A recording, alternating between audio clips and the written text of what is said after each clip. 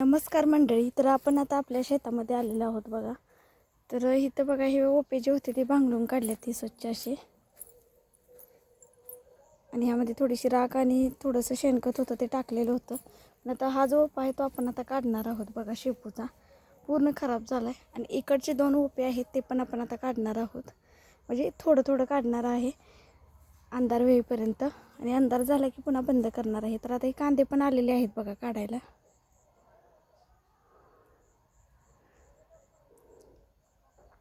तर कुणाकुणाच्या शेतामध्ये असे कांदे लावलेले असतात नक्की कमेंटमध्ये सांगा. लसूण कांदे वगैरे असे. तर आम्ही कांदे लसूण दरवर्षीच लावतो शेतामध्ये, कारण वर्षभर जातात कांदे. तर आता त्याला झेंडू वगैरे असे यायला लागलेत आणि कांदे काढायला आले ते, आणि एका महिन्याने लसूण पण काढायला येतोय.